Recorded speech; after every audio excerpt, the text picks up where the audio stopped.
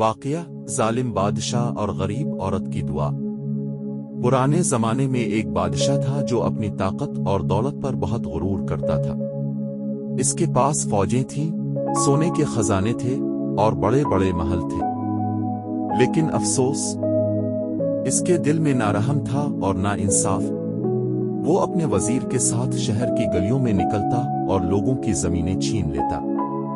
جو شخص کمزور ہوتا اس سے ٹیکس دگنا وصول کرتا۔ جو غریب عورت یا یتیم بچہ اس کے دربار میں آتا، بادشاہ ان کا مذاق اڑاتا۔ ایک دن ایک غریب عورت اپنے 2 چھوٹے بچوں کے ساتھ بادشاہ کے محل کے دروازے پر آئی۔ اس کے کپڑے پرانے تھے، ہاتھوں میں لرزاہٹ تھی اور آنکھوں میں آنسو۔ اس نے بادشاہ کے سامنے فریاد کی، اے بادشاہ، میرے بچے کئی دنوں سے بھوکے ہیں، میں بیوہ ہوں، میرا کوئی سہارا نہیں، خزانے کے سمندر سے مجھے صرف ایک مٹھی اناج دے دو۔ بادشاہ غرور سے ہنس پڑا اور بولا، میں بادشاہ ہوں، خیرات دینے والا فقیر نہیں، دور ہو جا ورنہ تجھے قید میں ڈال دوں گا۔ عورت نے آسمان کی طرف ہاتھ اٹھائے اور کہا، یا اللہ، یہ بادشاہ میرا رزق روک رہا ہے، لیکن تو سب سے بڑا بادشاہ ہے، تو ہی میرا مددگار ہے، تو ہی میرا رازق ہے۔ یہ سن کر دربار کے کچھ لوگ کانپ اٹھے، لیکن بادشاہ غرور سے ہنستا رہا اور بولا، دیکھتے ہیں تیرا اللہ تیرے لیے کیا کرتا ہے۔ چند دن بھی نہ گزرے تھے کہ اچانک قحط پڑ گیا۔ زمین خشک ہو گئی، نہ دریاؤں میں پانی رہا، نہ کھیتوں میں اناج۔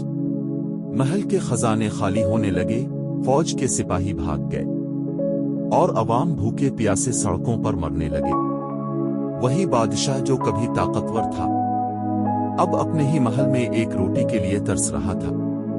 اس کے وزیر نے کہا، یہ سب اس غریب عورت کی دعا کا نتیجہ ہے۔ مظلوم کی آہ کبھی خالی نہیں جاتی۔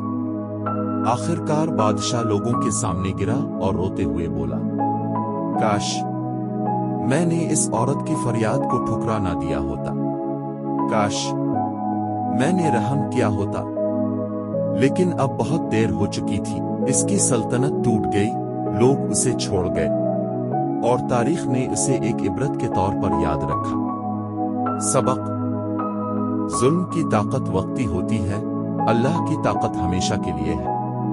مظلوم کی دعا آسمان کے دروازے توڑ دیتی ہے۔